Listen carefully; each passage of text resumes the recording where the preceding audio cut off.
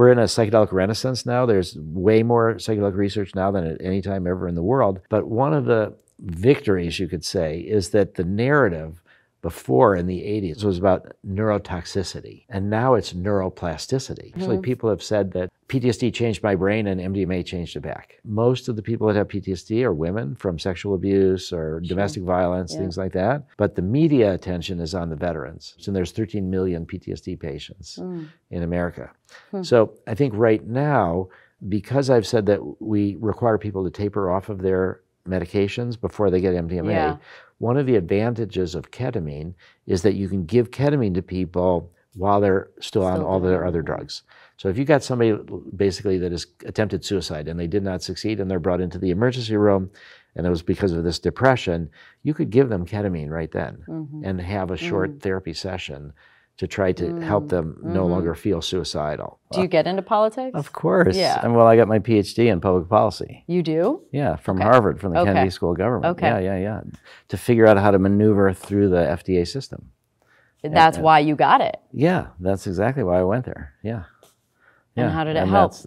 Look where we're at. Yeah. It helped a lot. We've taken psychedelics out of the culture wars, which is almost nothing is. What do you think about academia in general? Knowledge is good. I don't know what to... I think that if we had a better educated public, there wouldn't be so many people supporting Trump. Because he's plays on people's emotions and he has all these illogical things. So a little bit of a psychology lesson is needed for people? Yeah, very much. And also civics lesson, like, you know, how precious democracy is, what it means to live. What I told Charles Eisenstadt, you know, he's the one of the advisors on economics for Bobby Kennedy Jr. I said, you know, if you and I were in Russia, we'd be in jail or killed. For what you said? For just speaking out, thinking what we're saying. You know, you want to really say, oh, you're for peace, but let the Russians take over Ukraine. It's not peace. So, yeah, no, I maneuvered through politics because one of the most important insights of my life came under marijuana when I was stoned.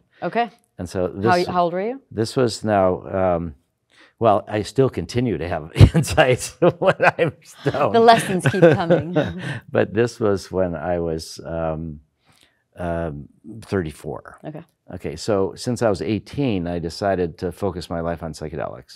So in 1972, when that's why you went to college for what you did? And yeah, that's why, I felt that the kind of sense of going beyond our ego to realize how we're all more connected, that is the fundamental ground from which peace can be built. That if we're all saying, you know, this is my tribe, this is my religion, this is my country, and yours different, and I'm going to, you know, be against you in all these different ways, that if we see that we're all part of this web of life on Earth, then...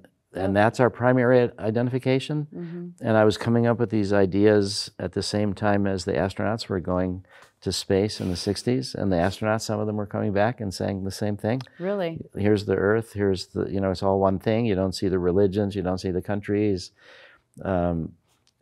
Yeah, there was just a lot of, Edgar Mitchell became very spiritualized from his time in space. So anyway, when I was 18, I was a draft resistor for Vietnam. I was planning to serve my country by going to jail and I was studying nonviolent resistance. I was studying Gandhi and Martin Luther King and Tolstoy and Thoreau and all of this. And so I thought that I would be a felon and I would never be able to have a real job. That's what my parents said, you know, that if you went to jail? If you went to jail, you're not going to be able to be a doctor or a lawyer or this or that. And I said, that's a price I got to pay. And then it's a crazy world. And here it is that they're criminalizing psychedelics also. I woke up, this is now 71, 72, after the backlash in 1970 of the Controlled Substances Act and research being wiped out. So in any case, at 18, I said, this is what I'm going to do. I'm going to focus my life on bringing back psychedelics and becoming a psychedelic therapist, and I'll be an underground psychedelic therapist. And I identified myself as a counterculture drug-using criminal. And that's my... Like, if that's what I'm going to get if I'm going to go to jail and be called that, I might as well title myself. Yeah, yeah. So I'm a counterculture drug using criminal, and the arc of my life has actually been to go from counterculture to culture, to go from criminal to legal, but I've continued to find psychedelics useful throughout the lifespan. So I continued to be a drug user or a medicine user or whatever you want to call it. All right, so that was 18. So then I was so spaced out from so much of my psychedelic trips that I was very ungrounded. So I spent 10 years building houses and working in the physical world to kind of, because when you have an idea and then you want to manifest it in the world, you see a lot of the flaws of your ideas, or you see how your thinking could be improved. Or so it took me really 10 years to get grounded enough, tripping every now and again, but building things. You know, we just passed Frank Lloyd Wright Drive. So my parents, when I was 11 and 12, they had a house built by a student of Frank Lloyd Wright's. Oh, cool. So I grew up in this incredibly beautiful house that led me to think of construction as a good thing. All right, so anyway, I go back to school at 28 as a college freshman, learn about MDMA in my first semester, and okay, now I'm beginning my... In school? Yeah. Okay. Yeah, I got credit for learning about MDMA. I went to, well, speaking about politics, I went to a school called New College. It was the honors, at the time I went, it was a private school, but it had funding problems, and then it became merged with the state of Florida. And DeSantis has just killed it as a political maneuver against woke and against transgender and against gay and all of this. The school was very open-minded, and it was the honors college of the state of Florida, and it was a fantastic school. So then I graduate in 87, and I think, okay, now MDMA's been criminalized in 85, and now I'm going to try to go to graduate school to get a PhD in clinical psychology and psychotherapy outcome research to demonstrate that psychedelics, particularly MDMA, mixed with therapy, is a good thing. And I did terrific on the GREs. I sort of gamified the GREs because my school didn't have any grades. So it was written evaluations. Wow. It was terrific school. Everybody had to do a senior thesis. People often spent 5 years at school because it was so fun. Oh gosh! When I went there, though, at the beginning, it was. We should all go to. It was yes. Well, for me, I was super shy. I could barely talk to a girl in high school. But then it was a nudist colony at the swimming pool in Florida, and I'm like, oh my God! Everybody's gonna want to know, how do I go to this school? And there was a tradition of all-night dance parties with psychedelics, and a tradition of people doing inner work with psychedelics too. Wow. So that's why, MAPS is about drug development through the FDA, but drug policy reform as well. Yeah. And so, in any case, so I graduate, I want to get into a PhD program in clinical psychology, and nobody would let me in because I wanted to study MDMA, and it had just been criminalized. And so that's where I realized this whole trajectory since 15, 16 years of trying to become a psychedelic therapist and study, I was like, it's blocked. Now what am I going to do? I didn't know the way forward. So I thought, okay, I'm going to go home and I'm going to smoke some pot and I'm going to think about it in this creative way about what do I do next. And I remember exactly where I was in my house, and I had this idea that there's a pattern here. And the pattern is I want too much too soon. And I saw that in multiple ways in my life. And I thought, in this case, what I want is to do the science, but the politics is in the way. So therefore, maybe I should study the politics. And I was like, and then I remembered that I had read an interview with this drug policy expert who had talked about our previous lawsuit against the DEA. So I had sued the DEA back in 84 when they were trying to criminalize MDMA. And this person was a drug policy expert, and he mentioned our lawsuit. And he was at this school I never heard of before, the Kennedy School of Government at Harvard, which is the preeminent public policy school. So, and I didn't really have any public policy classes. I did get one class credit for suing the DEA. You did? I did. Wow. It was great. You found some very interesting ways to go through school. I certainly did. It was fantastic.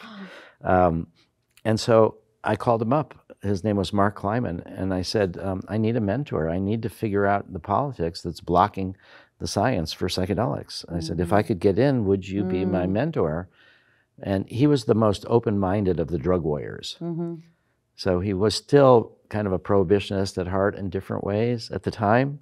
He later became grudging support for marijuana legalization, but he was very pro-psychedelics. So he said, sure. And so he would be my mentor, and I managed to get into Kennedy School of Government at Harvard, and that's where I got my master's and PhD from, in public policy, to maneuver through the system. And if I wouldn't have gotten in to the Kennedy School, my alternative was the United Nations University for Peace in Costa Rica. AG1 is a foundational nutritional supplement that delivers daily nutrition through gut health support and is backed by multiple research studies, so you can trust what you're putting in your body. I trust AG1 because, unlike so many products, their entire formula is backed by research studies, not just the ingredients. Over 14 years, AG1 has been focused on innovation with a trusted, nutrient-dense blend that's the perfect complement to my diet. I can trust their research and how they're validating the product working in the body. AG1 has been third-party tested for safety for years and is trusted by experts and medical professionals, giving you one less thing to research. They're posting results online from their studies, and it's interesting to see how many of the study participants had the same feelings of energy, focus, supported digestion, all from using AG1. For example, at 30 days, 80% of the people in the research study noticed less gas and bloating.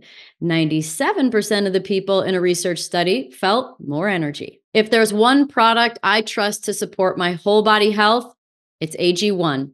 And that's why I've partnered with them for so long. It's easy and satisfying to start your journey with AG1. Try AG1 and get a free 1-year supply of vitamin D3 plus K2 and 5 free AG1 travel packs with your first purchase at drinkag1.com/prettyintense. That's drinkag1.com/prettyintense. Check it out. Because Costa Rica doesn't have an army. And so there's a fellow named Robert Mueller, who was the Assistant Secretary General of the UN. And in '83, he wrote this beautiful book called New Genesis, Shaping a Global Spirituality. And it had a picture of the Earth from space taken by astronauts. And what his thesis was is that the UN is created to mediate conflicts between countries. Okay. But that a lot of the conflicts are actually religious-based. And so we need to move away from religious fundamentalism into this understanding of this global spirituality. We're all part of this same thing together.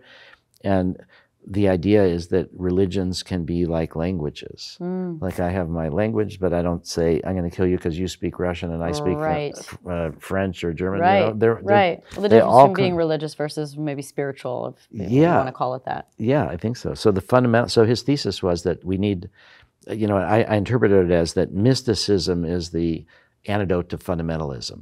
That if you're stuck in literal interpretations of things, and then you're confronted by other cultures, and you're like, in the past it'd be fine, you know, you could, you know, live for 1,000 years, you know, and not bump into other people, you know, but cultures are all bumping up against each other now. So it's hard to say Jesus is the only way to heaven. Agreed. You know? Agreed. I had that conversation one time, a long time ago. I was dating someone and I was talking about tetrahedrons and energy, and he's like, we're going to sit her down and talk to the pastor. And I was like, And I sat down with him and I was like, so you're telling me that if somebody a kid in some other country that doesn't have the book, doesn't have the Bible, and doesn't know the story, if they don't have that, and they don't get to go to heaven? He's like, I'm just here to talk about the Bible. And I'm like, all right, I don't think we're on the same page here, because that's just ludicrous. Right, good for you. Yeah. So Robert Mueller had this idea that we need to support global spirituality. But his book said nothing about psychedelics. So this was, again, '83. I was just now starting in school again, and I wrote him a letter. And I felt it was like I was like a stranded sailor on a deserted island, putting a note in a bottle and throwing it into the ocean. And as it turned out, he got my letter, and he actually wrote me back. The Assistant Secretary General of the United Nations is writing me back and saying that he agreed with what I said, that we should have more research with psychedelics to understand this global spirituality. And he gave me a list of different mystics from different religions to contact. And I read between the lines, and I heard him say, send them MDMA. So these were Roman Catholic monks in monasteries, Zen Buddhists who started Zendos to study lifelong Zen meditation. Rabbis, Rabbi Zalman Schachter, Orthodox rabbis. So I sent them MDMA, and then they used it, some of them in the monasteries, for meditation. And then they sent back to the news to the Assistant Secretary General. And so he's the one that started the United Nations University for Peace in Costa Rica. So if I didn't get into the Kennedy School to study politics, to figure out how to move through the FDA, I would have gone to Costa Rica to study the spiritual implications and the political implications of this spiritual unitive experience. Stress is a common factor that affects everyone in today's fast-paced world, leading to various issues. What if the answer to better stress response is in a key ingredient? I'm talking about magnesium. Actually, I'm specifically talking about Magnesium Breakthrough from Bioptimizers. This one-of-a-kind product is designed to reverse low levels of magnesium, which could be leading to a multitude of health problems. What sets Magnesium Breakthrough apart is its ability to support healthy levels of stress hormones like cortisol, a better balanced stress response in your nervous and hormonal systems, and a healthy production of GABA, the relaxing neurotransmitter leading to a more peaceful and better flow state. That's why I recommend Magnesium Breakthrough from Bioptimizers. It's the only organic full-spectrum magnesium supplement that includes 7 unique forms of magnesium for stress resilience and better sleep, all in one bottle. Simply go to bioptimizers.com/prettyintense using promo code PrettyIntense. There are always amazing gifts with purchase. Go now to bioptimizers.com/prettyintense to get your Magnesium Breakthrough and find out this month's gift with purchase. Well, I feel that's fascinating. Those were such incredible options, Yeah. The pathway just kept opening up for you. And you called it in for sure. But talking about mysticism and science, I feel like magic and mystery and mysticism is just stuff that science hasn't proven yet. Well, I remember, one of the best examples of that is when I was growing up, Dick Tracy was a cartoon, and he had this wristwatch that was a phone. And I was like, that'll never happen. Right, of course, right. Flying cars, that'll never happen. Yeah. It's the Jetsons. Yeah, so I think what I'm taking from this point is that our brains, our intellect is extraordinarily brilliant, and we can solve all the problems on Earth, except our emotional and spiritual maturity lags way behind our brains, and therefore we're destroying ourselves. The brain's potential. The brains look at just that I could fly here, and just that, people can see our conversation. Yeah, so the brain's potential, a lot of it has been realized, but there's way more to go. But the brilliance is really part of our destruction with climate change, and now we're talking about Russia maybe having a nuclear weapon in space. Right. So the technologies that we have are just miraculous. Yeah, a lot of stuff we thought was magic is now real. In the brain, or is it just the firing center for what's in the quantum field? Like, is it, because like when you talk about quantum entanglement, you get a little further into those kinds of things. And you talk to people that are creative, and they'll say that it came through me. So I wonder if the brain is really it, or is it more about not understanding the field that's around us and how we get information? Because, like, for instance, I've done psychedelics, plenty of those, but then also EMDR. And EMDR, in that experience, which I'd love to talk to you about merging the two, MDMA or a medicine with EMDR. But it's in the emptying of the mind that you start to open up the past trauma experience.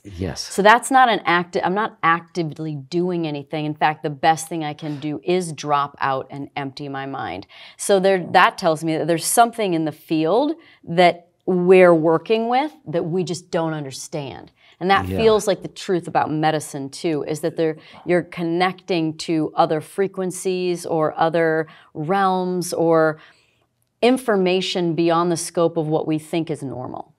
Yeah, there's so much to unpack in what you just said. But one person I would suggest that you might want to interview at some point, his name is Hartmut Neven. Okay. And he's one of the main people for quantum computing at Google, but he's also extremely interested in ayahuasca. And so this connections, and he's been trying to explain to me in whatever ways I can understand how quantum computing works. I'd be curious too, like how AI fits into all this, Yes, because when we're yes. talking about the field Yeah. and consciousness, that I don't know if that can be AI or not. Right? We think it's smarter than us. We think this is where our potential Yeah, could be. I don't think AI is that same quantum field thing. But I do think when we talk about Jung and the collective unconscious, Right. you know, and Stan Grof, who's the world's expert on LSD, my mentor, you know, in psychedelics, he talks a lot about this accessing the collective unconscious under psychedelics. And so a lot of people talk about past lives that they have experiences of. And so I think I don't think it's our past life. I don't think it's like a soul that goes from life to life like that. But I think it's that we tune into lives from the past, that we have an emotional resonance from now, something about our current situation, so that I believe we can get accurate information from everything being recorded in this collective unconscious. Although with my minimal understanding of science, I'll just say that the idea of the holographic, you know, that you can take a hologram and you can recreate the entire picture from a piece of it because of the wave interference patterns, but there's less definition from the little piece than from the whole thing. There's some information lost, but basically you can recreate it. So I think that we can tap into everything that's ever happened, but it's not our life, it's just our inheritance from this collective unconscious is how I interpret it. And from a therapy point of view, it doesn't matter if it's real or not. Something can be useful without being real, without being true. It can be useful without being true. And hurtful. And it can be hurtful. There's a question where a lot of people come up with childhood sexual abuse in therapy, and whether it actually happened or whether it's symbolic. From a therapeutic point of view, you help them process the emotions. It gets tangled sometimes when somebody says, now I'm going to go after the perpetrator, that I recovered this memory. And I'm saying that's taking it from a therapeutic frame to a different frame, a legal frame, and that's more standards of proof are required. But I also say that EMDR, of all the therapies that are useful for PTSD, it's the one most likely to do well blending with MDMA. Okay. And because it's open-ended, exactly the way you described it. When you do prolonged exposure or cognitive processing therapy, you're told to focus on your index trauma, one trauma. And over and over and over, that's prolonged exposure. Or cognitive processing therapy, you're thinking about the ways that you interpret the world so that you see threats everywhere. You don't have enough time to really sort it out because you're so triggered emotionally. But that's sort of done to you. You know, you're asking, you know, the therapist is asking you to repeat the trauma. But with EMDR, it's open-ended. And so I do think that we are funding and supporting research with MDMA to blend with other therapies than the ones that we use in our phase 3 studies, because there are many, many different ways to use it, and it's just a tool. But they're supporting studies to use EMDR or the therapy? To use MDMA. The medicines, I mean. Yeah, the medicine. So we're supporting studies to blend MDMA with cognitive processing therapy, with cognitive behavioral conjoint therapy, which is sort of like couples therapy, where one person has PTSD and you bring in the partner. Also, there's cognitive behavioral therapy. There's different ways, but the one that we're not doing yet that I want to see hopefully happen is blending MDMA with EMDR. I think that sounds like an absolutely brilliant idea. If you need me as a test dummy, I'll do it. I love the girl who I use here in town that did the EMDR. I just think it's a really fascinating. I look at it, it almost feels like time travel to me. Have you done EMDR? You've probably done it, right? I have You've not. Probably done it for people. A friend of mine. No. Well, okay. So maybe explain what EMDR is, because it's still like kind of new to a lot of people. Well, I've not experienced this, so maybe you can explain what it's like. Well, I can explain the experience. You can probably explain far better the actual method. Yeah. Well, again, there's explanations and there's what's done. And so the explanations may not always be quite accurate, but the technique is so it's about sort of balancing your right brain and your left brain as you're kind of watching a finger move, you know, as you're sort of free associating. I used a buzzer, so she had like a buzzer in each hand, and it would just, you close your eyes and it'd go back and forth. Yeah, and that I think that relaxes you, and that does engage the different parts of your brain, and then you're able to, in this free associated way, particularly when it's used for people with PTSD, the trauma will eventually come up, but at your own rate, in your own time, and you can remember happy things. Like our MDMA therapy, it's an 8-hour session. So EMDR is more like an hour session. So our MDMA therapy is 8 hours with one person and 2 people helping them. You get through a lot of EMDR in those 8 hours. Yeah. I worked with Dr. Amen. He's the brain doctor who does the brain scans. And he recommended just coming up with my top 10 traumas and going through them. Like, you just need one MDMA session to get through all 10 of them. Well, that's okay. So there's a woman, Edna Foa, who developed prolonged exposure. And so this is 1999, and we're at a conference on PTSD in Jerusalem, and she's there, and she's like, old school sort of, and she's like, MDMA is terrible, it's neurotoxic, it's dynamite in your brain, forget about it. She said, just go do VR or something like that. And there was this guy, Skip Rizzo, who's an expert in VR for military trauma. He does all these scenarios in VR to help veterans work through it. And he's at the University of Southern California, so he was at the conference too. So I went up to him and I said, Edna tells me I should forget about MDMA and it's dynamite in the brain, I should do VR. And he just started laughing. He said, if you have MDMA, you don't need VR. You don't need VR. It is the VR. Because there's also something that I'm concerned about VR, again, which is that it's a scripted thing.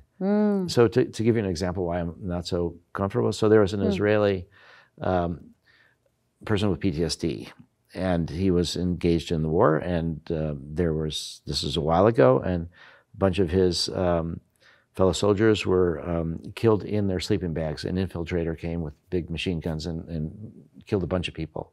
And he's the one that discovered all their bodies blown to bits. And that was what he presented as his trauma, what he needed, what gave him PTSD. He couldn't work. He would hide under his table. His kids saw he was weird. It was just, it overwhelmed him. So in therapy, he started talking about this situation, which was what the therapist thought was the core trauma, was his discovery of these bodies. And then he said, you know, it would have been different if they would have died in battle. At least they would have been active, but they died in their sleeping bags when they were helpless. And then he said, you know, when I was young, my father used to beat me up and I felt helpless. So it's actually that. It's actually that. It's actually that. It's not even, I mean, it doesn't mean it's nothing, but it was, the root is deeper. Yes. So I worry about VR if you've got this war scenario playing, and then somebody needs to pivot to, oh, this has nothing to do with the war. This is my childhood. Yeah. So the beauty of EMDR is that you can make those pivots. You're not... They happen naturally. Yes. They're not provoked. They're not planted. Yes. It's emptying the mind and allowing whatever is going on, which... Is it perfectly clear what's really going on? I don't know how you mean that. Like, is it, because for me it feels like I'm tapping into like the field, and when in my experience of EMDR, it was like I could see it from, as an observer of the experience, from like, I saw myself, I could see the other person, I could even see the other person's familial situations. I had like angels and soul orchestration one time that I watched happening. Like, I'm watching this experience from an observer perspective, and I didn't know this stuff before. So it's not like I'm tapping into an old memory. Nobody told me anything. So where is that coming from? Well, I do think that we, like to talk about the Bible, there's this thing, we see through a glass darkly. You know, we're always seeing through our own filters. So, you know, my wife says that one of her first jobs after college was she was a lobbyist in Washington, D.C., but she was a lobbyist for the Quakers. And she said they never won anything. All they wanted to do was just expand the discussion. When somebody says, we're all in favor of this military budget, somebody will say no. When she first met me, she thought I was another noble lost cause to bring psychedelics back. But what she said is that this statement about speaking truth to power, that we all think that's really courageous to speak truth to power, but there's something we have to be careful about, which is being persuaded that we know the truth. You know, we can, you know, we can think we know. So I think, to answer your question, where do these memories come from? They're emotionally linked to where we are now. They can come from other collective unconscious, as we talked about, but they're still filtered through us. Almost like our own patterning. Yeah. Like we have a way of, the filter is, let's call it a pattern of like, this is the dynamic that normally happens, or this is something I've thought it was before, but now I'm getting some more clarity of the experience through this filter. So it's not really like, okay, I see. So it's still you. Yes, but it might not be exactly what happened. You might be remembering or tapping into collective unconscious, but then changing it a little bit for what your emotional needs are at the moment. Sure. But it still works. It still works. And that's the point, that it doesn't. So from a therapy point of view, we're not asking, is it true? We're just saying, is it helpful? Okay. And are you able to come to a different balance? And so the is it true is a whole other question. And the good thing for us, from us meaning psychedelic drug development companies, and any drug development company, with trying to make a drug into a medicine through the FDA, you don't have to explain how it works. You just have to prove safety and efficacy. But mechanism of action, the brain is so complex, we don't even know how a bunch of stuff works. So you don't have to have a big theory that you prove to the FDA, this is what's really happening, this is why it works. It doesn't have to be this true story. It's just, can you prove safety? Can you prove efficacy? And that's what we think happens through magic, and this is the results. Let's talk about that. Let's talk about the approval. Did you guys just get final approval for phase 3? Or is it very close? No. So for MDMA? Well, it's very close. In a therapeutic setting, correct? Yes. So basically, it's been a 38-year process. So you keep doing it. You keep going. Yeah. I love the commitment. Well, grateful for the psychedelics have been good to me, and I do. What I've felt is that, as I described myself before, countercultural drug using criminal, but really I'm a bundle of fear wrapped in privilege. That's how I've had a very supportive, loving family, and but the fear is of, I was raised on stories of the Holocaust. I'm Jewish, and distant relatives killed, and so just the amount of human cruelty and irrationality. And I was a young boy during the Cuban Missile Crisis, and then, oh my God, we could blow up the whole world. And then, so I think this bundle of fear, but enough privilege so that I wasn't overwhelmed by the fear, that it was a driving energy. And so no matter how hard it was with the FDA or the DEA, it didn't matter, because the alternative would be succumbing to a world overwhelmed by cruelty. Or differences. So that's what's kept me focused this whole time, and the privilege has made it so that I had opportunities, and my parents could pay for me to go to the Kennedy School and stuff. So, but where we're at with the FDA is that we are in a tremendously good spot. So it took from 1986, when I started MAPS, to 1992, where we had about 5 different protocols from Harvard, from UC San Francisco, all rejected by the FDA. But in 1992, the group of people at the FDA that regulated psychedelics switched from one group to another, and the new group said they would end this multi-decade obstruction of psychedelic research. So that began in 1992, our phase 1. But MAPS started before that. MAPS started in 86, yeah. And MDMA actually was a medicine, a therapy medicine, from the middle 70s to the 80s. Before it became a party drug, it was a therapy drug under the code name Adam. And it leaked out of these circles, and other people who had previously been coke dealers thought, cocaine is not so great for people, but MDMA, this is great, and we can make a whole bunch of money, and we're going to turn it into ecstasy, and this will be better, and people would say they love their experiences and they're not getting addicted to it. What's the difference between MDMA, ecstasy, Molly? Like, what's the difference between, because there's a bunch of names for it. Yeah. But there's MDMA, there's MDA, so what is the difference between them all? MDA is a different, more psychedelic different version than MDMA. Okay. Yeah, but the names are, so MDMA is a chemical, is a single thing, and Adam was pure MDMA. Okay. And actually, it was made. A lot of it was made at MIT by the students at night in the lab when it was in the 70s and 80s. It was still legal. So a lot of the. What should it look like? It's just a white powder. If it's pure, it's right? Just like it's crystal. Pure MDMA, It's it just should look like crystal. Yeah, it can be different colors depending on how much moisture there is in it. But when it began, Adam was pure MDMA, then ecstasy was also pure MDMA. Oh, okay. But then whenever you get things criminalized and then, people are manufacturing it more for the money and then it gets adulterated. And so over time, ecstasy it was unclear what was in it. And so then people came up with the name Molly or molecule. That was supposed to be, now molecule. Molly is pure. Ecstasy is adulterated. Molly went molecule? Yeah. Oh, I didn't even know that.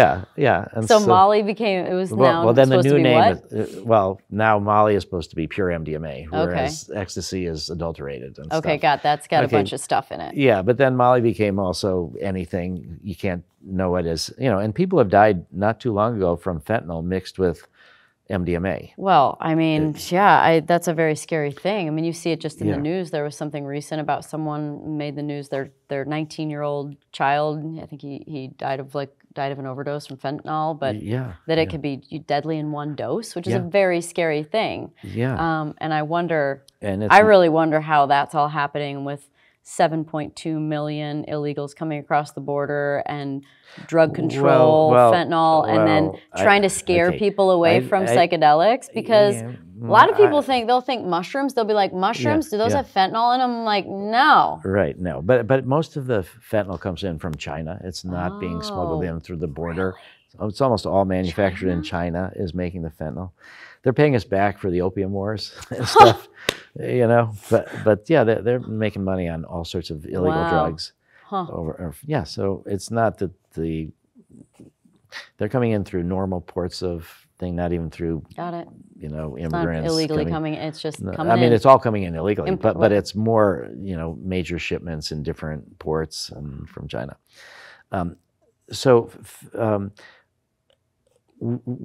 Actually, one of the early people involved in in Microsoft, he was like the number 12 employee of Microsoft, was very worried about, he was very interested in psychedelics. Bob Wallace was his name. This is in the 90s. And he gave a bunch of money to test what is actually in ecstasy pills. Sure.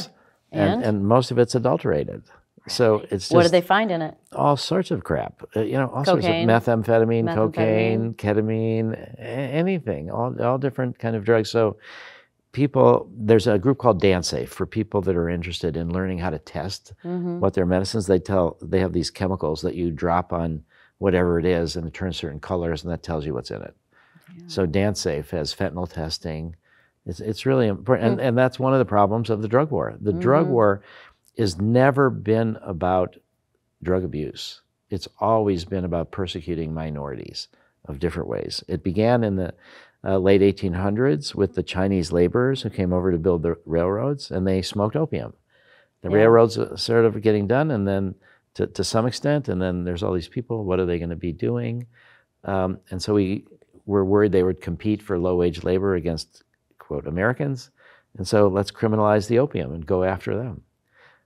Then cannabis, was criminalized. Blacks, African Americans, hippie, later hippies, but it was Mexicans and African. So after prohibition of alcohol ended, a few years later, what are all these prohibition people going to do? Well, they criminalized cannabis, called it marijuana, which was the Mexican slang, and then in the 60s, it was about psychedelics. So John Ehrlichman, who was the domestic policy advisor for Nixon, said that the Nixon White House had two main enemies. One was the civil rights movement, and the other was the hippies. And what John Ehrlichman said was, could we criminalize their protests? No, but we could criminalize the drugs they were using, and we could use that to bust up their meetings, to arrest their leaders, to go after them. And did we know we were exaggerating the risks of these drugs? Of course we did. That's what John Ehrlichman said. So the drug war makes things worse. The prohibition makes things worse. It drives people. So you don't know what you're getting. You get people that are doing it just for the money. And also they call the iron law of prohibition, which is that smugglers will always try to get more concentrated versions of their drugs. So you're not smuggling beer, you're smuggling alcohol drink, spirits and stuff. Mm-hmm. And what do we do now? We've moved from opium and heroin to fentanyl, which is More powerful in incredibly small amounts. Wow. So prohibition makes it so people move to more and more powerful drugs that are smaller and easier to... As a way of transport. As a way of transport, and if you can make something, if you can make a stuff that is, well, like LSD. LSD is in millions of a gram. Yeah. So when you see LSD, it's like, and this tiny little piece that you take a tweezer with, and then you take that. Yeah, and then that's an overdose. Yeah, right, exactly. Right. Yeah, it's like like 250 micrograms is 250 millionths of a gram, and that's a major dose. Most doses now are like 80 or 100 micrograms. And microdosing is a whole different thing. It's like 5 or 10 micrograms. But in any case, prohibition is bad.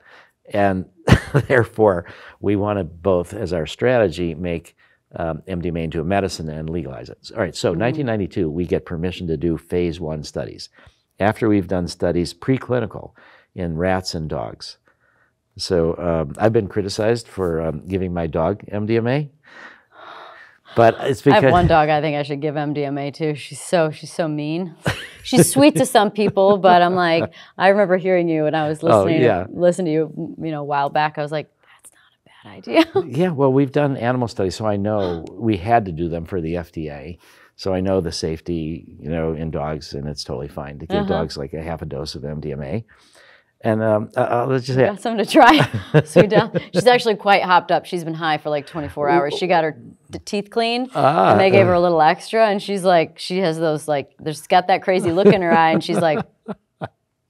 Well, I had a hyperactive female German Shepherd, and she was so loving, but she would come right up to you and put her paws on your shoulders and lick your face. But it was kind of dangerous in a way because she could scratch you with her teeth. It was kind of. But she was great. But and I also had a male Samoyed, a white Samoyed, and so I had these 2 dogs. So I thought, okay, I'll this is kind of a digression, but that's okay. It's kind of a fun story. I love dogs. And you used to have a wolf too when you were younger. Yes. I wonder if you could have given the wolf MDMA. Well, that I did not do because I didn't know about MDMA when I had the wolf. Right, of course. It was way too long ago. It was. But how did it go with the Samoa? Well, the Samoyed and the Greta was the name of the female German Shepherd. So under the influence of MDMA, she would come right up to you, but then she would stop a few inches in front of your face. She was more aware, and she was safer to be with, and she was more cuddly. She wanted more attention. When the Samoyed would come, she was kind of aloof and independent. She was more wanting to be petted and more wanting to be connected. We did it at the beach. I think the Samoyed was kind of like, I'm just going to sit here. More chill than more chill. More chill. Yeah, but I think it was. But she didn't do the integration work. She was not talkative at all. She didn't write down her thoughts. Right. So it didn't last. This ability to be more sensitive to who she was with and whether she was dangerous to them or not. All right. So 1992, we got permission for the first phase 1 dose response safety study, and that was the necessary step to. And the FDA said that they would, because they were worried about addiction, that we could only work with people that had done MDMA before. Interesting. And so, so we did that through the 90s, and then we started on the work with PTSD.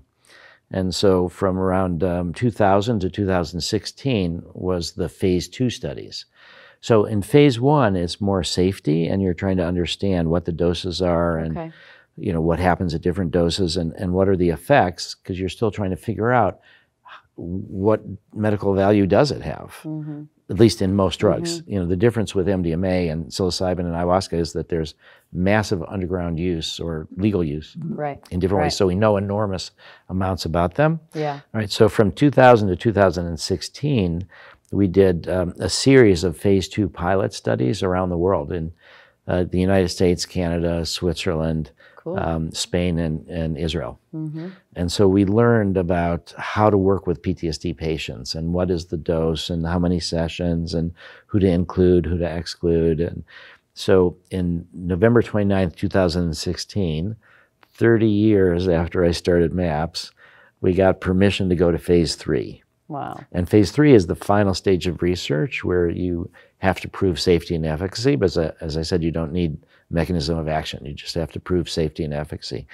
But I knew that we shouldn't go directly into phase 3 because there's a fundamental challenge of how to do a double-blind study with psychedelics. Because if I give you a placebo or a pill with MDMA, you will almost certainly be able, not 100%, but you will be able to tell me, oh, this is nothing, or this is MDMA. Yeah. Or this is nothing, or this is ayahuasca.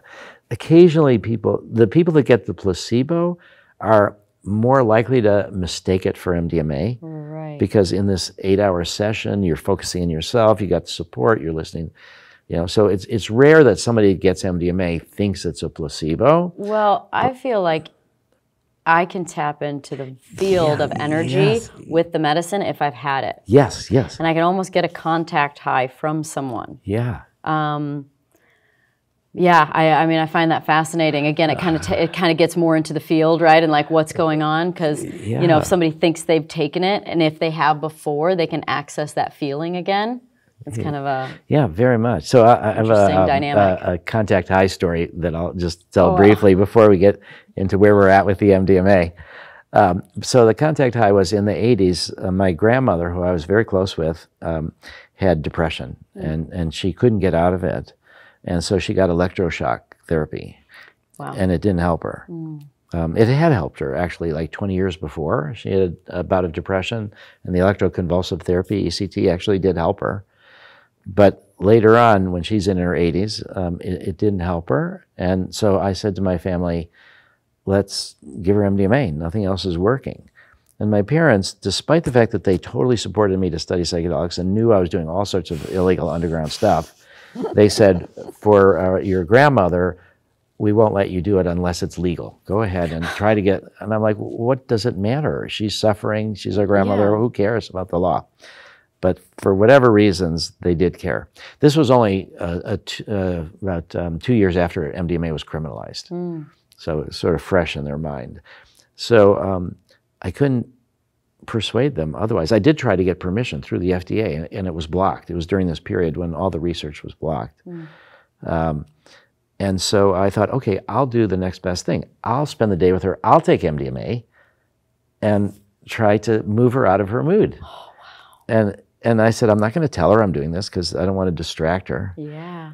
And so it was one of the most amazing experiences of my life. And so during this experience, my grandmother was saying, I don't want to live. I want to die. My depression is so bad. I don't want to leave my room. I don't want to see my old friends. I've accomplished everything I want. There's nothing left for me to live for, and life is a burden right now. I just want to die. And because I was under the influence of MDMA, I think I could hear that, but then I could say, you've accomplished everything you want to do in your life? That's amazing. Let's celebrate. I've not accomplished everything I want to do in my life. You have. You were married to my grandfather for 49 years before he died of a heart attack. You had children, you had grandchildren, you had quite a life. So let's celebrate. Great, you've done everything, you've accomplished everything. And it kind of got her into a slightly different mood. And then she said, there is one thing. And she went back to her bedroom and she came out. And we have talked about the Bible before, but if you know the Song of Songs by Solomon is the most erotic part of the Bible. And it's been interpreted as the love of God for the Jewish people. Okay. But if you read it, it doesn't sound like that at all. It's the most erotic part of the Bible. And it's yes, it is. You want to sing it for us? No. Yes, I will taste your love. I can see you thinking about it right now, though. Yes, you could. So she explained that this book there was a note in it, and it was a rose and a note.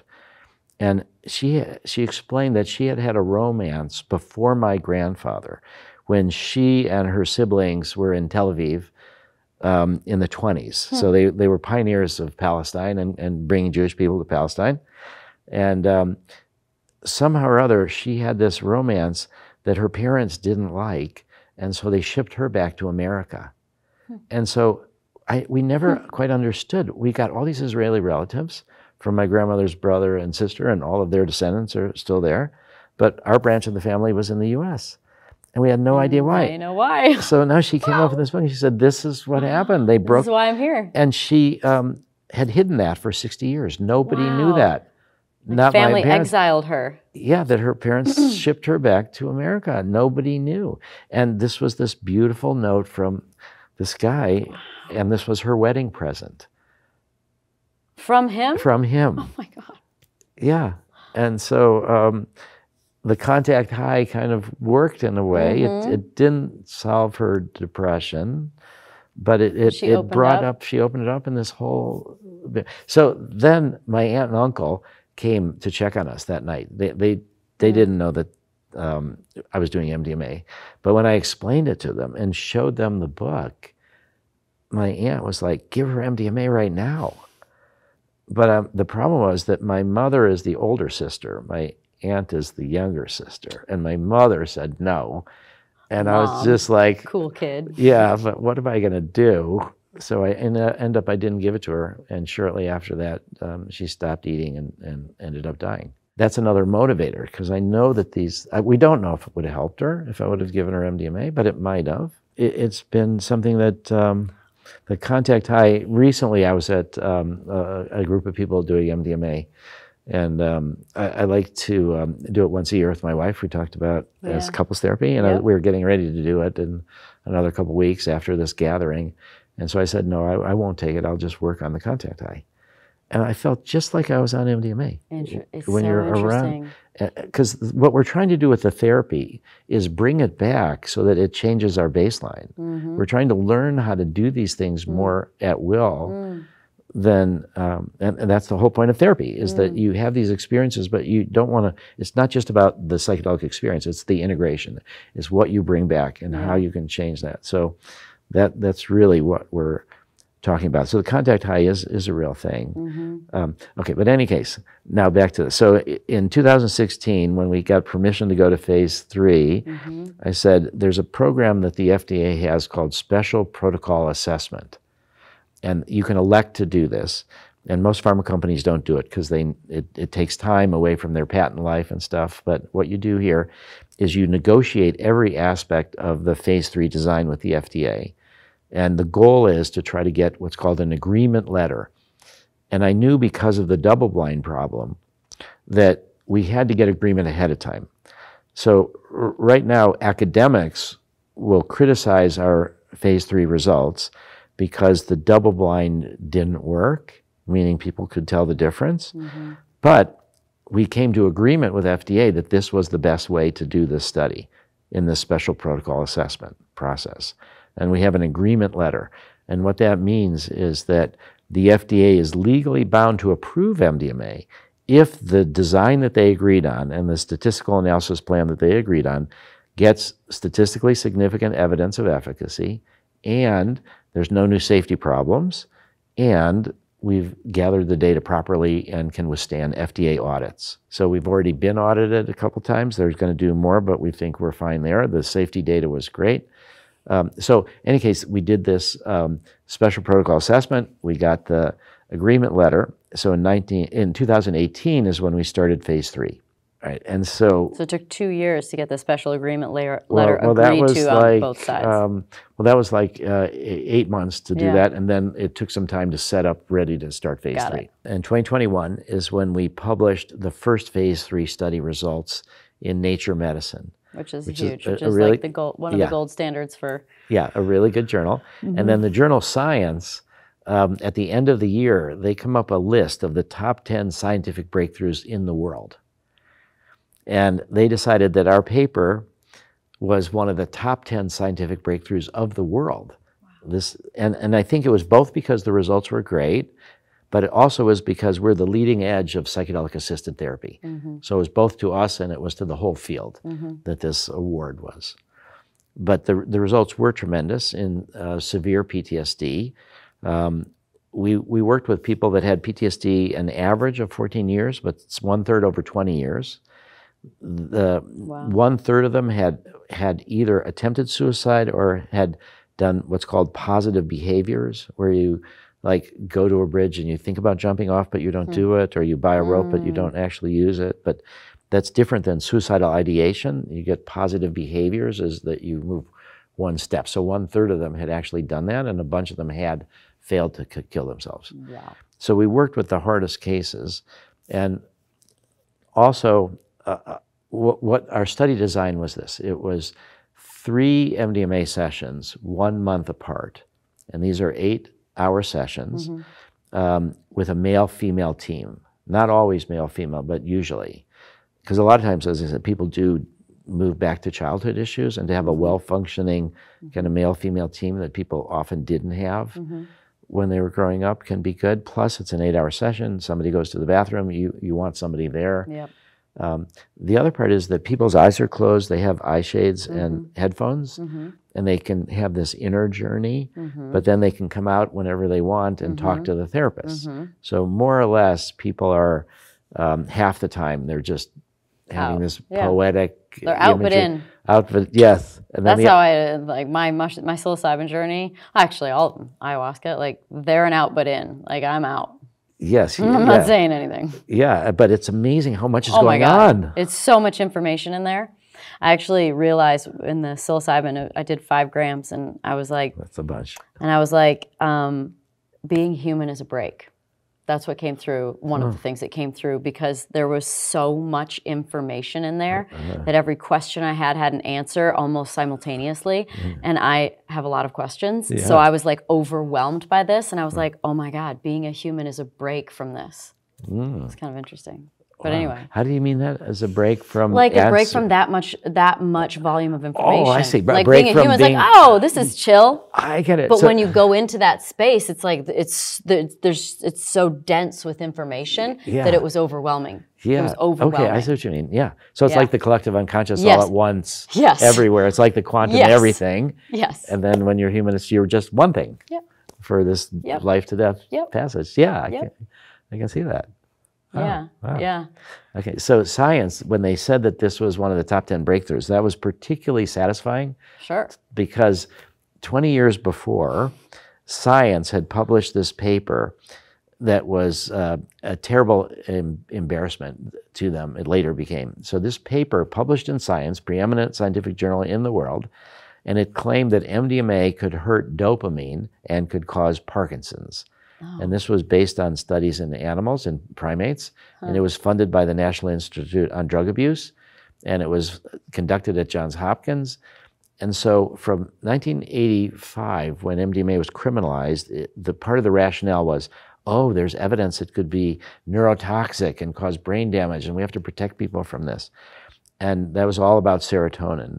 And so MAPS in our early years was really trying to wrestle with this whole idea of brain damage and neurotoxicity. And we funded researchers. We bought their first primates. We tried to really understand, because I figured those of us taking MDMA, we want to know the dangers more than anybody else. Yeah. But I felt that they were twisted by the drug war and by the National Institute on Drug Abuse. So it's not true then?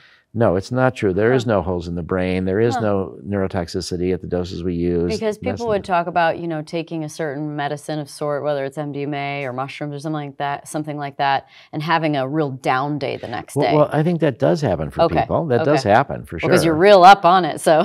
Well, but again, I wonder if there's a chemical reaction. Is it affecting? Well, we don't see that in the research. Wow. Or we see some people have down days, but it's no different in the MDMA group than in the placebo group. Okay. That gets therapy without MDMA. Wow. Because we do it during the day so people can sleep at night. We don't mix it with alcohol. We don't mix it with anything else. And the next day we say is a day of rest for therapists to come back and do integrative psychotherapy.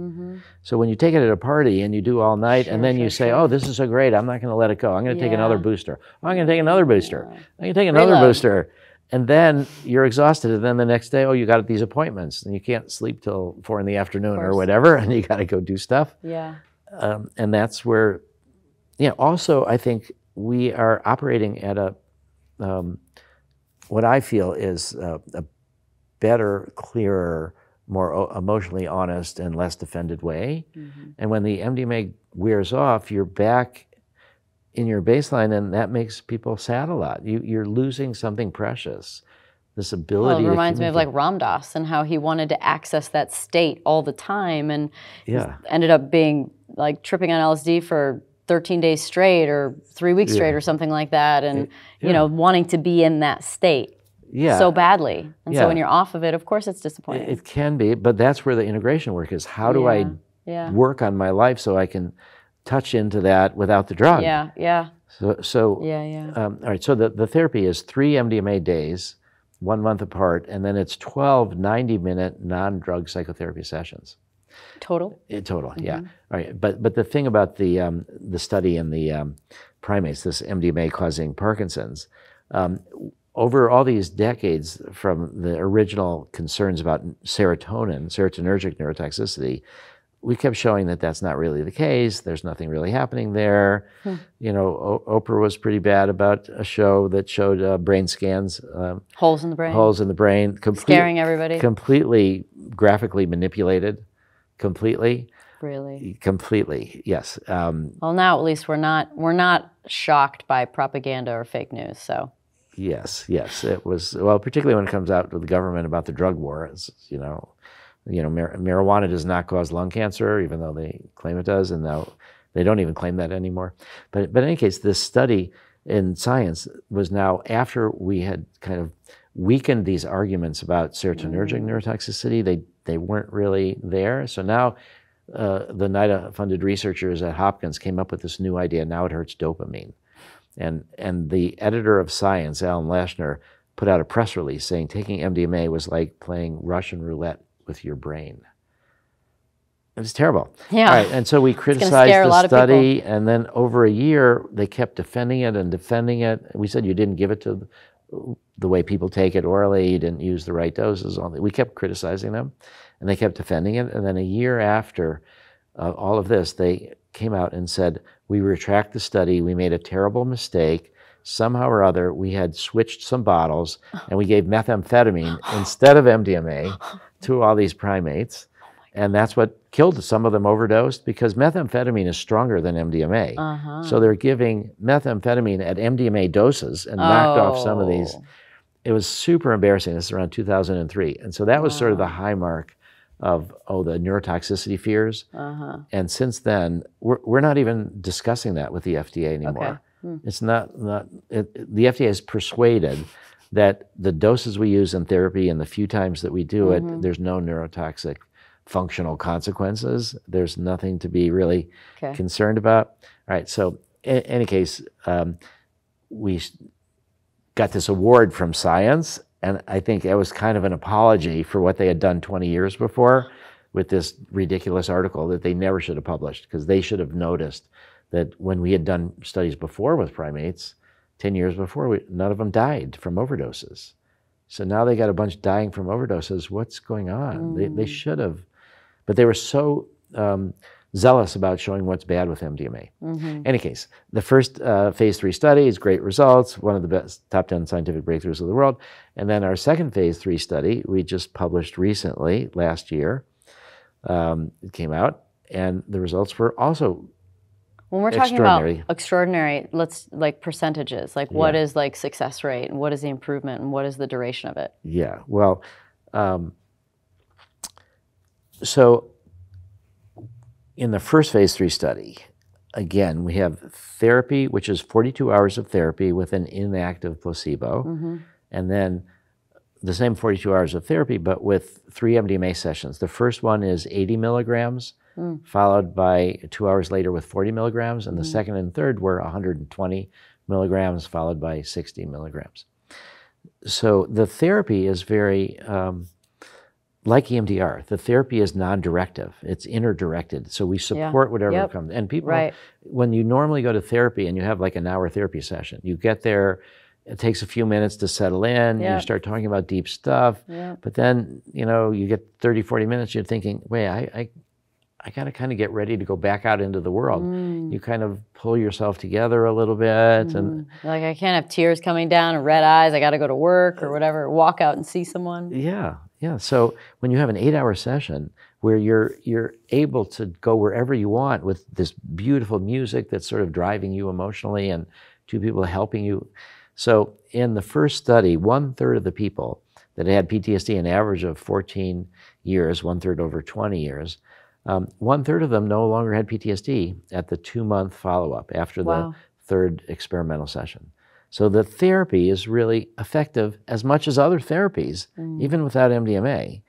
All right, then when you add MDMA, though, 2/3 now no longer have PTSD. So it's like doubles the benefits.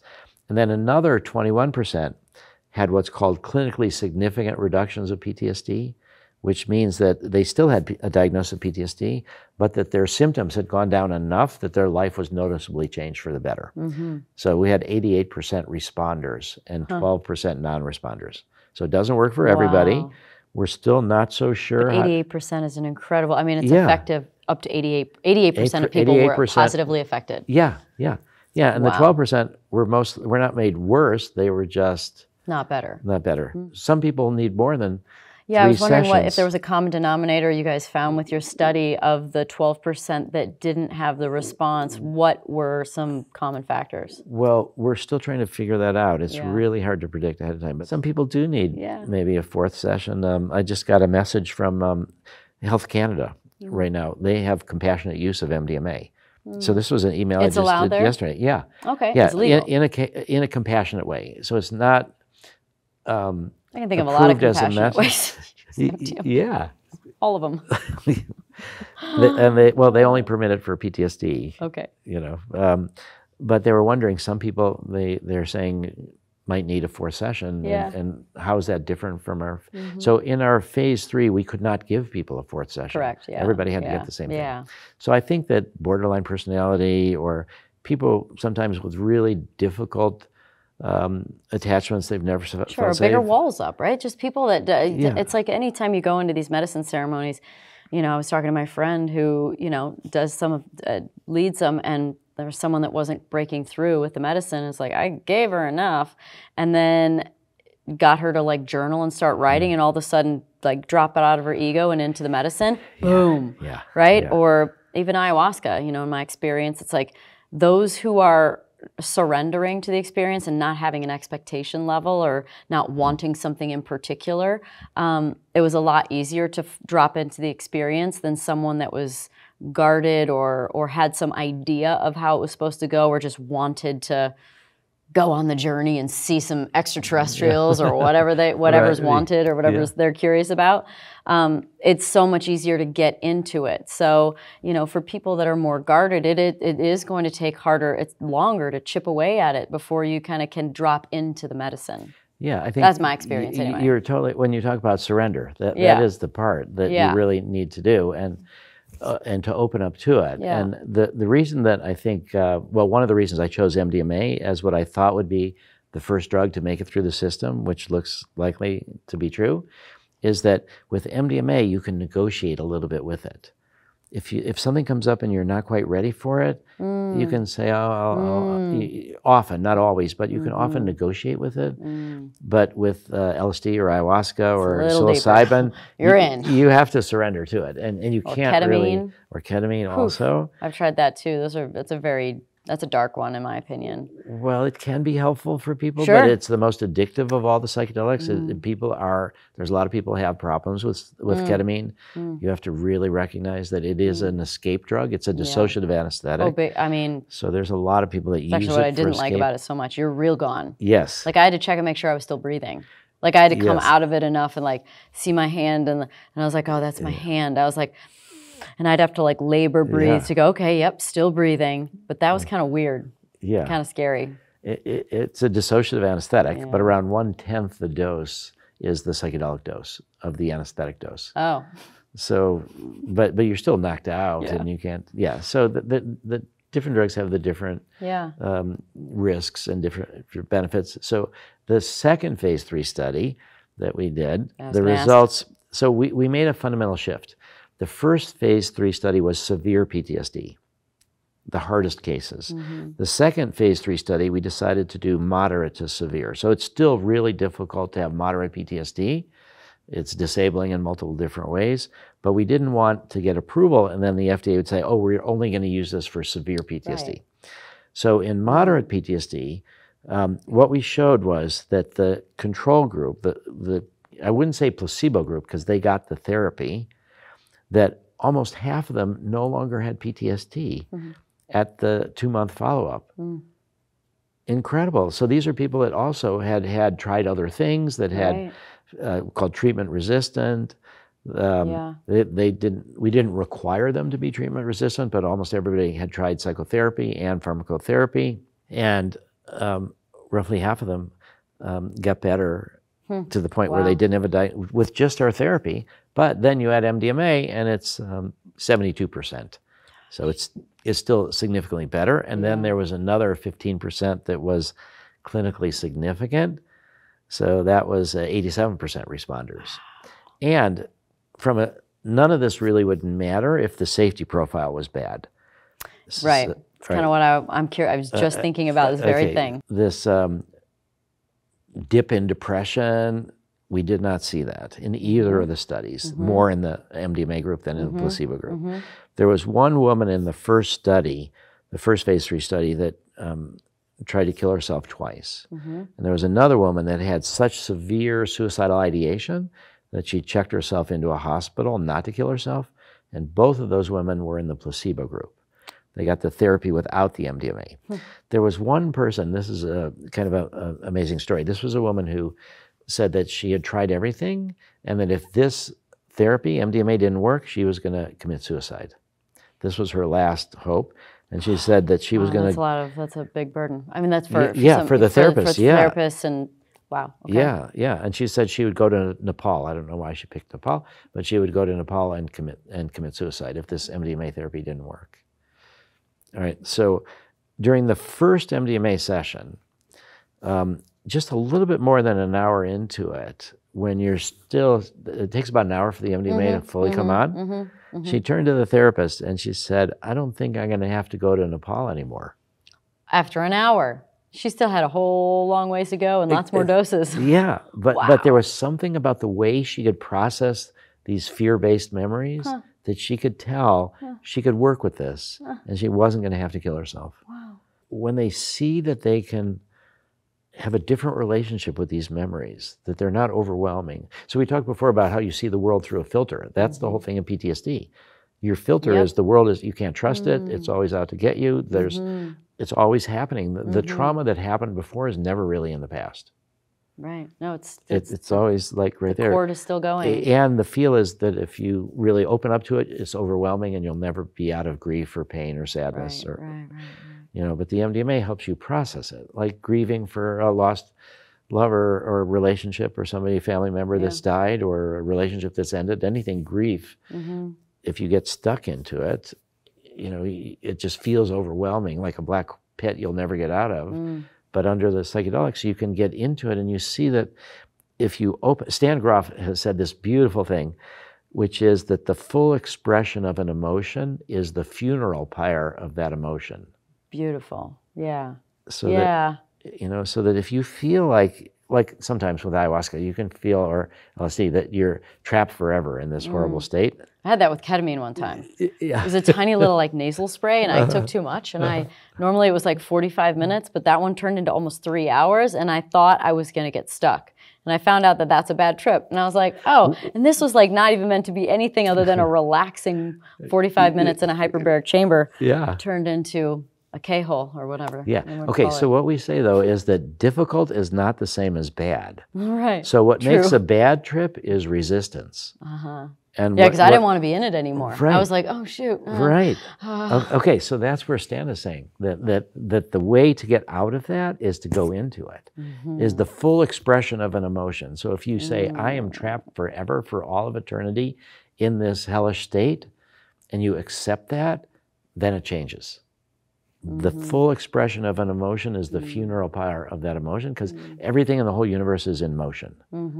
You know, it's not static. It's all moving. It's always. All so hurling through space at thousands of miles an hour. Yeah, which we don't even feel. Notice. It's, incredible. So I think what we showed is that in our 2 studies, in phase 3 studies that we had incredible statistical significance. The first one was you have to have 0.05. What that means is there's a 1 in 20 chance that it's random. And if it's 0.05 or less, that means it's statistically significant. Okay. And so the FDA says you have to have 2 of these studies that are 1 in 20, better than or lower than a 1 in 20 chance that it's random. And you have to have 2 of them. So it's basically 1 in 20 times 1 in 20 means 1 in 400 chance that it's random, and then you get approval. So the first one we had was 0.0001, 1 in 10,000 chance that it was random. The second one was 1 in 2,500 that it was random. Oh, wow. You multiply it together, it's 1 in 25 million chance that it's random. Wow. So it's definitely clear that it's from MDMA, that we got better results when you add therapy with MDMA than just therapy by itself. Yeah. Right. Then the effect size is also a measure to compare treatments across different studies. So we had an effect size really large, but the dropout rate is also a really important thing. So the Veterans Administration has just last year or so published, 2022, published a paper that took them 6 years to do, 916 veterans comparing cognitive processing therapy with prolonged exposure. So prolonged exposure with cognitive processing therapy. And what they showed is that prolonged exposure was slightly better in terms of the average reductions, but roughly half the people in each condition dropped out of the study because it was re-traumatizing.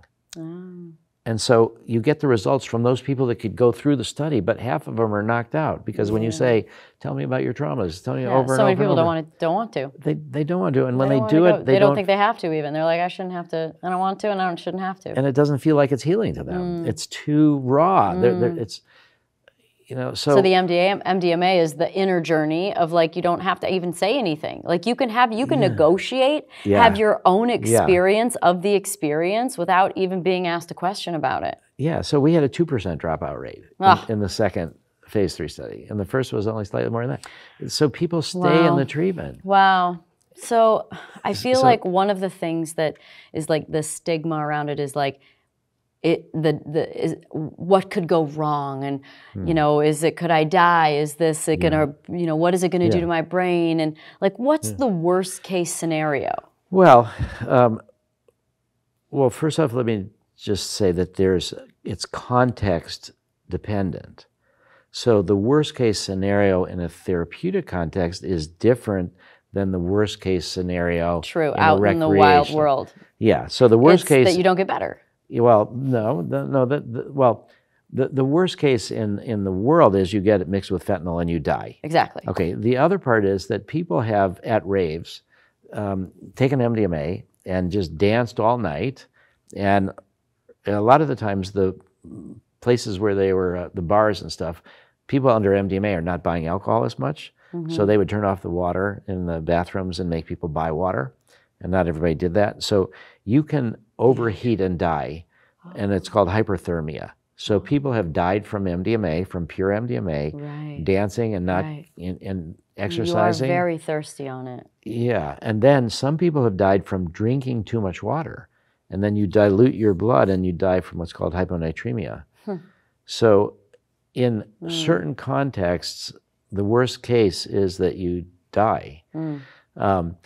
MDMA doesn't really, there are also stories of people that have taken MDMA at raves and remembered sexual abuse and were not prepared to really deal with it. And then they were with a bunch of friends who were just wanting to party, and then they stuffed their feelings down because they didn't want to share it, and then they were worse off for months. They had sort of compartmentalized it, but then under MDMA it comes, and now, but they can't deal with it. So I think there's. I would still say overall not a bad scenario because you're meant to deal with it. Yes. Personally, but if you're not ready, it can catch you off guard. Yeah, we had the story of this one woman also took MDMA at a rave and remembered sexual abuse, but she was with a girlfriend. They went off in the corner. They talked about it for an hour, and she got a lot of relief, and she Wow. felt like, oh, Yeah. MDMA could be good for PTSD. And she Sure. thought she discovered that Yeah. because it was just among her friends who were partying. And so she did a Google search, MDMA for PTSD, and learned that we were studying it. And she was shocked that somebody else had this idea. It took me an hour. That MDMA would be good for Wow. PTSD. Wow. All right, so I think that the difference between MDMA and the classic psychedelics is that MDMA is more risky in a physiological way, but safer in a psychological way. Okay. And the classic psychedelics like LSD, or you don't really overdose from LSD or psilocybin, so they're safer physiologically, but they're more dangerous psychologically. All right, so in a therapeutic setting, we've never had anybody overheat. Yeah. We've never had anybody drink too much water. We actually, from a harm reduction perspective, people should actually be drinking fruit juice or stuff, Gatorade with electrolytes, not just water when you're doing MDMA. That's a better way. So psychologically, there is slight increase in blood pressure. So we exclude people that have uncontrolled hypertension. Okay. They have to get controlled hypertension with different medicines. Then they have to do a stress test. And then if so, then they can be in the study. There's some remote possibility that people who are prone to epilepsy could have a seizure, but a bunch of people with epilepsy have taken MDMA and have not had seizures. But I'd say the most difficult thing in the therapy is bringing these terribly traumatizing memories to the surface and helping people manage that. So the other big part of this is that we require people to taper off of their medicines, their SSRIs, or any antidepressants. They cannot be on psychiatric medicines to be in the study. And so for some people, that's a relief. They're on all these different medicines. Other people now, they've used the medicines to kind of damp down their emotions. It kind of makes them emotionally numb. They cut off the highs and the lows. But that they're really, when they taper off the medicines, now stuff comes to the surface. So we say to people, you may feel worse, but now we can deal with your emotions. You're not just muting your emotions.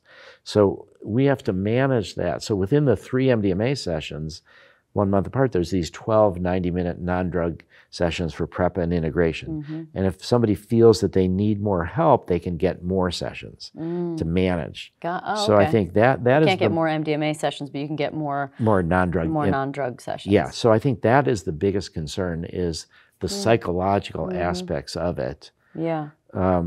You know, it is very controlled in a clinical trial. So we exclude people with cancer metastases to the brain. But MDMA, I think, will have an incredible use in the future in hospice centers. And I myself have worked with people in an underground way days before they died in just beautiful, beautiful ways. So people that are dying of cancer are often heavily medicated by opiates, which makes them really sleepy and they're barely there. But then you add MDMA, and what happens is that the MDMA is a stimulant. It wakes them up, and it's additive pain control. So I've had some of the most beautiful experiences with people coming to life with their parents to talk about their impending death. You know, this was a woman in her 30s that died of cancer. And one of the most beautiful moments was that she couldn't even sit up. She was just so weak. So her parents, one on one side, had her, they were sitting on either side of her. They each had her hand and they were holding her up. So it was like this parental triangle. And this woman who was dying, within days, she said how beautiful it is to be able to die with your parents with you. And it took it out of the realm of tragedy into celebration of their life together. Wow. So I think that MDMA in a hospice setting, but we will need to study, you know, drug-drug interactions. But this was on top of everything.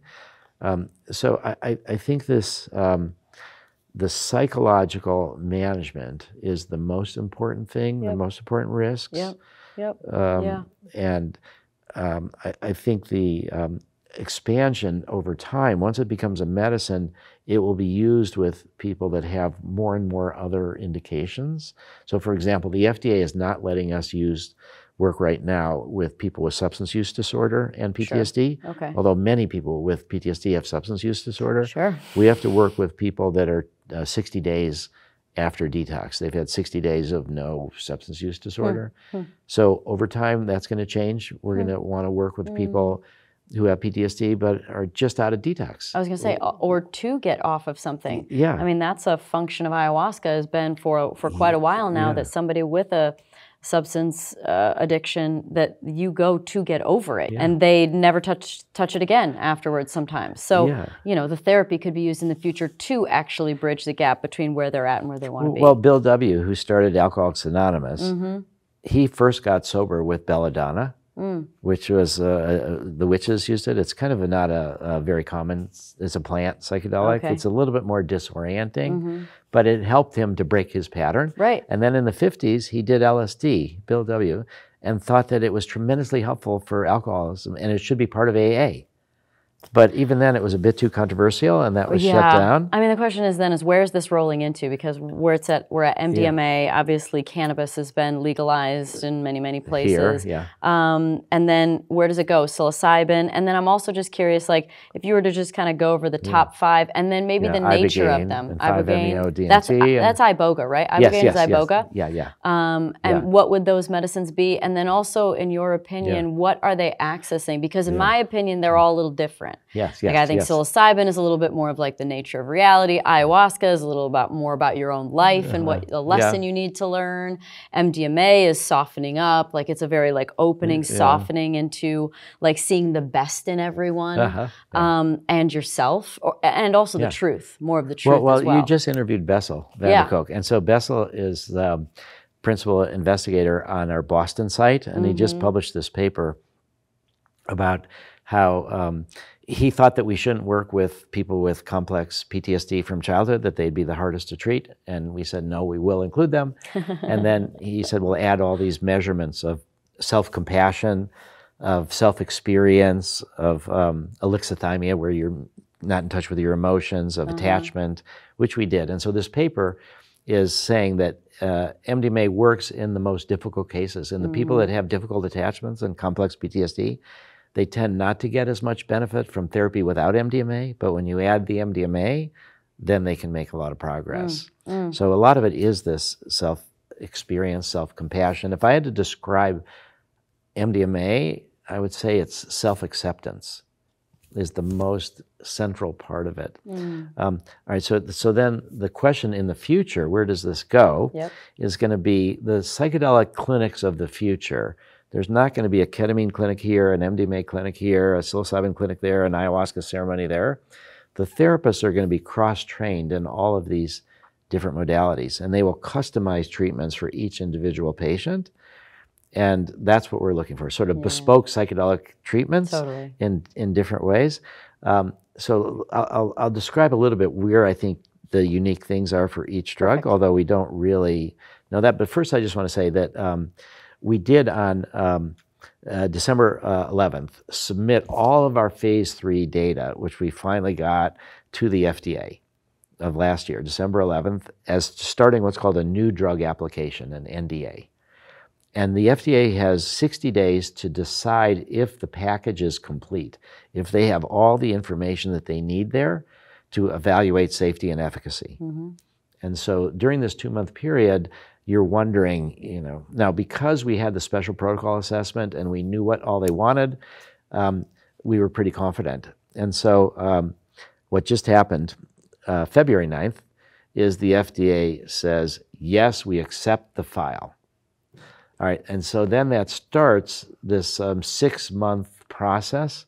So they accepted it. The 60 days went by. They said, yes, we accept. And now 6 months is the next phase. Now it's 6 months for them to review the data. Now let's assume they have to tell us by August 11th. Okay.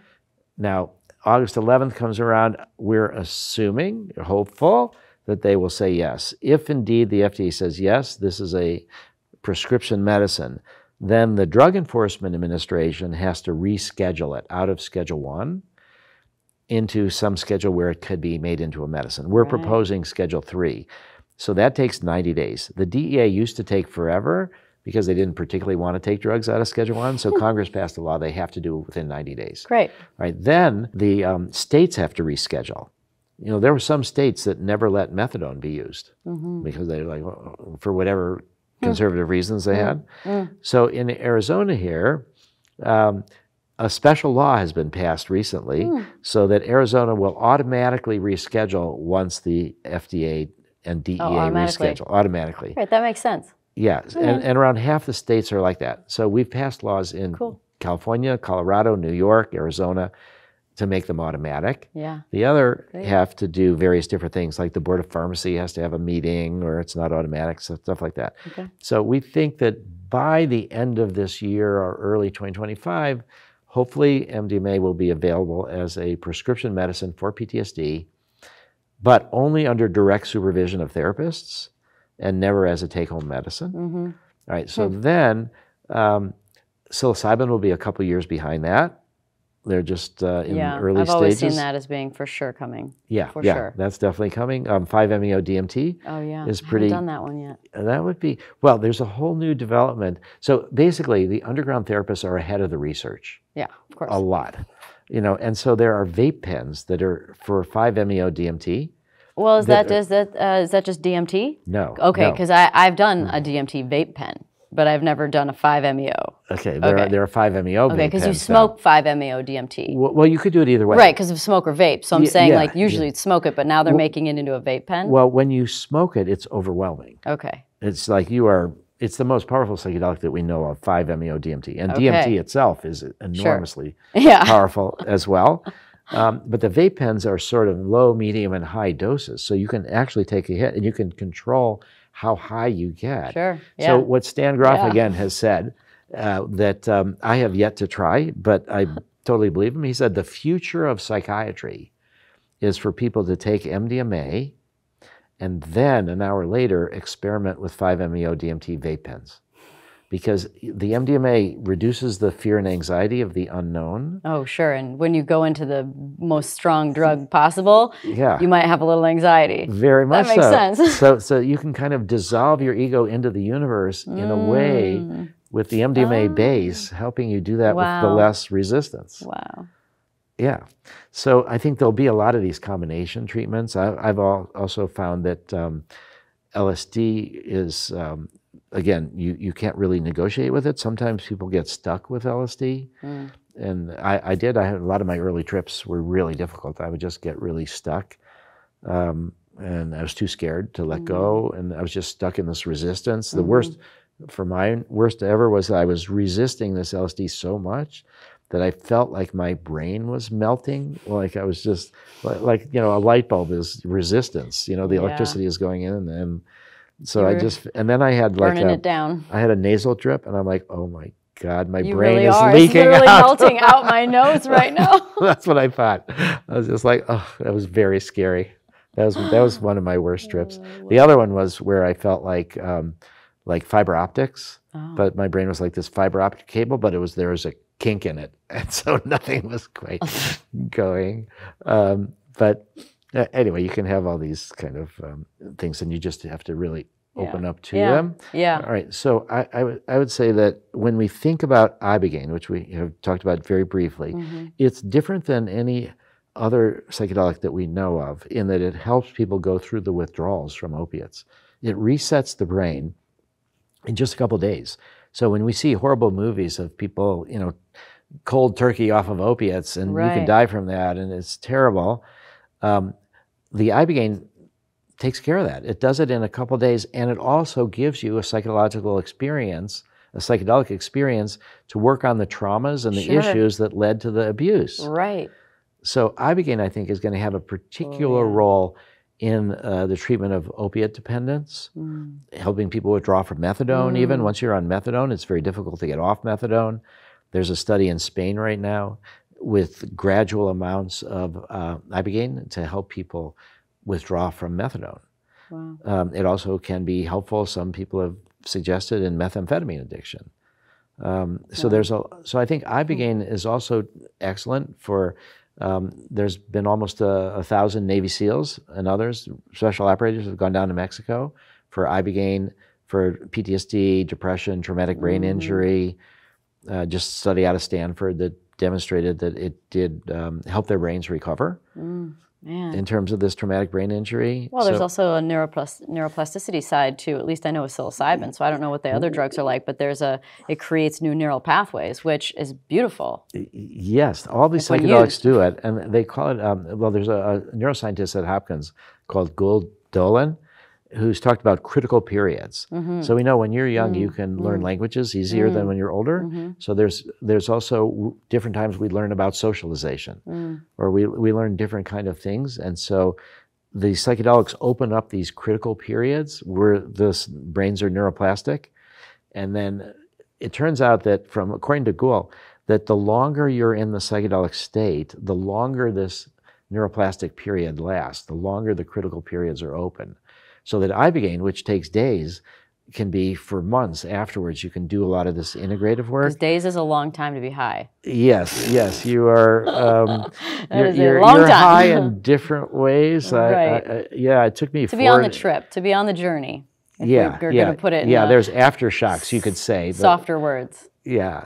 So that this. So it makes sense that you get a really long duration because a few days of being in an experience is a long time. Yeah, and LSD more than psilocybin because psilocybin is like 6 hours. LSD is more like 10 hours or so. So that the longer you're in the psychedelic state, the longer this neuroplastic period.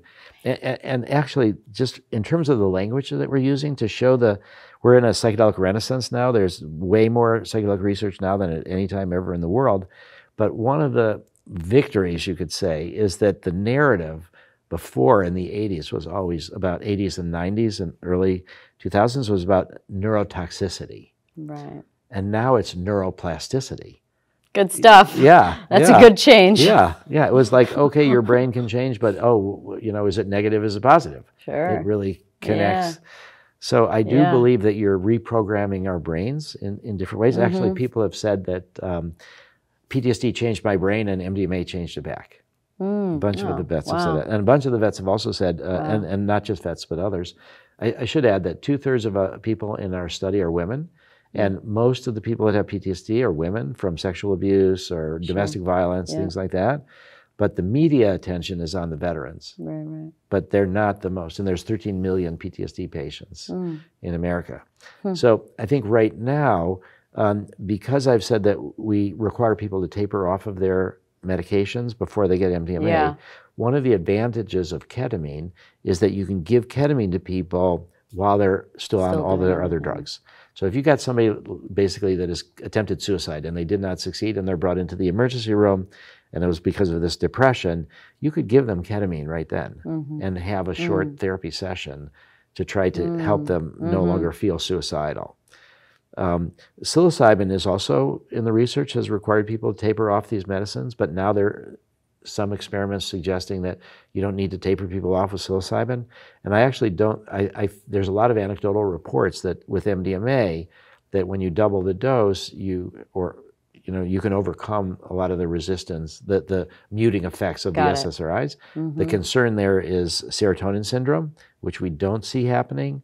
So one of the things in the future that Lykos, our pharma company, is going to need to do is going to be dose-response safety study with people on SSRIs with PTSD and give increasing amounts of MDMA to see if you can help them have a therapeutic experience. And then if so, then it should be easier for them to taper off their medicines. The other thing that Lykoses need to do, and Lykos is the Greek word for wolf. They sort of named it after I had. Oh, cool. Because after the wolf your wolf that I grew up, his name was Phaedrus. I got him from Zen and the Art of, the name came from Zen and the Art of Motorcycle Maintenance.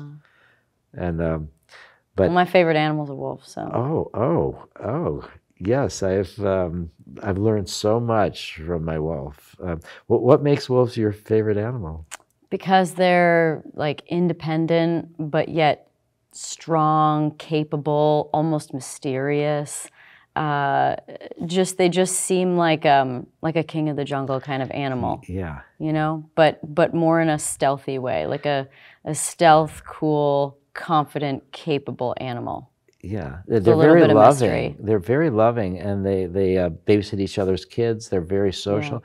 One of the Protective things, too. they're very protective, but they don't attack people. So Little Red Riding Hood, that story doesn't happen. You know, people have the wrong ideas of wolves don't attack people. They're the repository of our fears a lot, and it's much like psychedelics. You know, we've dumped our fears on psychedelics. We've dumped our fears on wolves.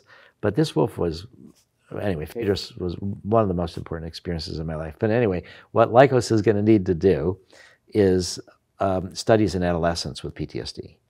So the FDA has right now said that they will refuse to let us work with children under 18. We can only enroll people with 18 or older. We don't have an upper age limit. So it's not about age, it's about health, heart health, and other things. But if we do get approved by the FDA for use in 18 or over with PTSD, we're required to do studies in adolescents with PTSD. And then if that works, 13 to 17-year-olds, then we have to go down to 7 to 12-year-olds. Oh my goodness. And I think it will help. So Gould did this great study with octopuses. I don't know if you've heard about the octopus study. No. Did you see my octopus teacher? Yes, I did. Okay. I still want to eat them. I'm sorry. I know that makes me a bad person, but well, it was a fascinating movie. Yeah, yeah. So octopuses are solitary creatures. Yeah. And they'll fight and kill other octopuses in their area until the end of their life when it's mating season, and then they make the next generation of octopuses, then they die. So Gould was interested in octopuses because around 600 million years ago, the evolutionary lines between humans and octopuses started diverging, but octopuses still process serotonin. And so we were happy to provide the MDMA to her. For octopus. For octopuses. It took they got more friendly. That's right, right? Yes, the octopuses actually started liking each other during their life. Yes. That's right. Yes. So fascinating. Okay, so what that means is the pro-social aspects of MDMA are pre-verbal and evolutionary conserved. So therefore, in a big logical leap, I think it will work with children. Yeah. Because they don't need to be able to explain everything. They don't need to be. Right. And one of the big things about the drug war is we're like, oh, kids' brains are still developing. They're not fully developed till they're 25. We have to protect them from drugs. And I think that that's a completely wrong argument, because if you have PTSD, your brain has changed. And when you're young, if you go through all of adolescence with warped because you've been abused, you know, the sooner we can treat people, the better. Yeah, so, well, and your subconscious is programmed by the time you're sort of 6 or 7 years old, according to a lot of experts. Yeah. So if that's the stuff that tethers you to the trauma in the future, as you explained earlier, with seeing all of the murdered, everybody murdered in their sleep and not being able to protect themselves, the trauma like actually goes back to childhood of not being able to protect himself against his dad. So it actually is an adolescence. Yes. And from an insurance point of view, just to say that insurance coverage, they look at what they call QALYs, quality adjusted life years, to see is the benefit enough to pay for the treatment. Sure. So for young people, the benefit is even greater because they've got more years, quality adjusted life years. Totally. So, and also it's the best way to avoid all sorts of other problems. So if we can layer in love, connection, spirituality at a younger age, you know, I just think if I had MDMA when I was 13, you know, I wouldn't have been so shy for talking to girls when I was in high school. You've been able to be a real player out there and have your fun in your youth. I would have been able to talk about emotions. I would have been able to have emotions and feel emotions. I hear you. I was just blocked. There's just so many beautiful, beautiful applications, and whether the age range opens up or and also the therapies get curated. I'm just so grateful for your work, and thank you for sticking at it for 40 years now. And I'm so excited about the future of healing, and just ultimately my goal has always been to live my best life and be as happy as possible. And so through everything I've done, I feel less need to do things because I'm just happier. I'm like, well, this was the goal. Wow. So I really appreciate all of your time and sharing all of your stories, and so excited for the future of this work. Thank you for that. And thank you, because it's so important. Right now, we have the data, but what we need is public education. Yeah, and to take the fear factor out of it, right? Yeah. The stigma. Well, there is, it's appropriate to be scared of doing psychedelics. Things are going to change. Yep. You know, people say, oh, if I take this drug, I'll never be the same. Well, that is the point. That is the point. You're supposed to never be that is the same. point. You're supposed to bring back. But I do want to ask you one question that we just started talking before. Sure. Which is about, you know, when you were racing, you could die. Mm-hmm. So what made you think it was worth it to take that risk?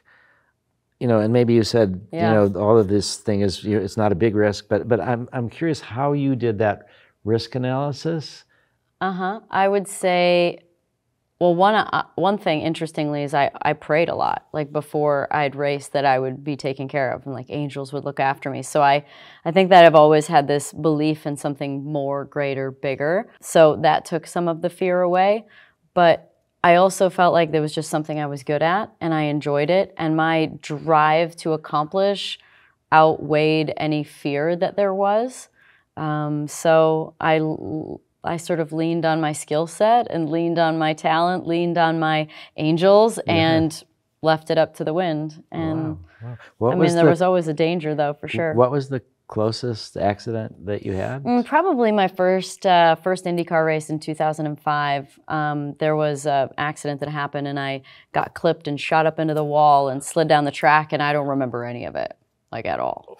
And then I was on my way to the hospital in the ambulance, and I apparently kept asking the nurse the same question, which was, did it look bad? She goes, honey, you've asked me that 3 times now. And thank God I finally, like, it was enough of a moment to go like, oh shit, I should really be quiet then. And then I just stopped talking. But yeah, that was probably the worst one, so yeah. And then you continued afterwards. Oh yeah, that was 2005. I raced until 2018. Yeah. Now, there's an interesting point, because you say you don't remember that? Yeah. Okay, so I think somewhere that's imprinted on your brain. Yeah. So we've had firefighters who were involved in a fire where the roof collapsed and a bunch of people died. And so this one firefighter had terrible PTSD and was in the study. And what he said is that under the influence of MDMA, he remembered more of the trauma that before he thought he had the memory of what happened, but the memories are linked to so much fear and anxiety. Oh, yeah. We've had veterans talk about how when they were almost killed, now when they're recounting it under MDMA, they're able to really, again, remember more of what happened. Wow. So maybe one day... Maybe we should sit down and we should go into it and give me some music and some goggles and... Well, but this is like, the thing is back to 2005. that we don't do the direction like that. So this right, may be true. a good way to I near could the tell end. Myself. You could tell yourself that, but this idea is that you have your agenda, maybe, but then you throw it away right before, and whatever comes will come. So apparently you haven't really needed to remember that. True. So far. But far. Thank you for the opportunity to tell more people about what we're doing. I would just say maps.org if they want to learn more or become members. We are a nonprofit, even though we've launched this for-profit public benefit pharma company. MAPS itself, where I work, is the nonprofit. And what we're trying to do, so I'm so glad we got around to this, is that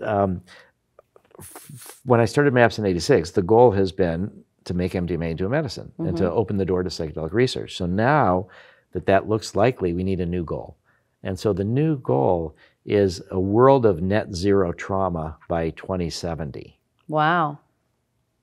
I love it. Yeah. I love it. You and Gabor should go to work on this one. Well, we have talked about it, and good. He is really aware that the world is just traumatized. 100%. Incredible way. So net zero trauma doesn't mean no trauma. There's always going to be illness and death and human cruelty and accidents and natural disasters. But it means, the sad part is that I think that over the next 20 years or so, there's going to be more trauma in the world. And there's not only is there trauma, but there's multi-generational trauma. So Rachel Yehuda, who we work with at the Bronx VA, has done studies on the epigenetics of trauma. that, you know, genetic evolution takes really, really long time, but Sure. but the epigenetics of what turns your genes on and off can change by what happens to you. And then you can pass that on to your children. So there's an cellular memory. very much. There's an estimate of 1 billion climate refugees by 2050, depending on what happens with climate change. So I think that the burden of trauma on humanity as a whole is going to increase. And what we want to do is see if through, we think though by 2030 there should be around 6,000 psychedelic clinics in America. And shortly after that, you know, more and more around the world. Yeah. And so if we can sort of have psychedelic therapy available all over the world, we can sort of reduce trauma. So we're talking about Bhutan has a measure of gross national happiness. Oh, cool. And they apply it to different countries. Yeah. And we have gross national product, which is their economics, and there's measures of democracy, peace, all these different things.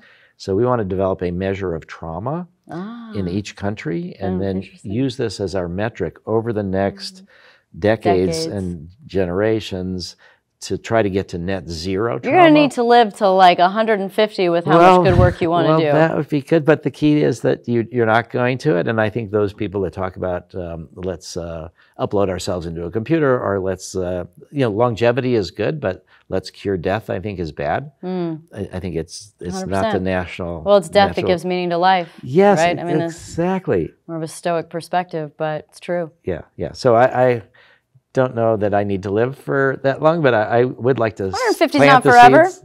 That's true. I'd be open to it. Okay, that's so good. Well, you do so much good work. I love it. No trauma by 2070. Well, no, net zero. Net zero trauma. Then we can start net negative trauma, and then we can have paradise on earth. So it's an idealistic vision, but we're either going to learn to cooperate, or we're going to kill each other and destroy the environment. Yep, that's true. We'll just start over. Yeah. Yeah. No, we've done so good. Thank you so much. Thanks everybody for listening to the Pretty Intense podcast today. I hope you enjoyed it. If you like what you heard today and you want to hear more, please click on the subscribe button.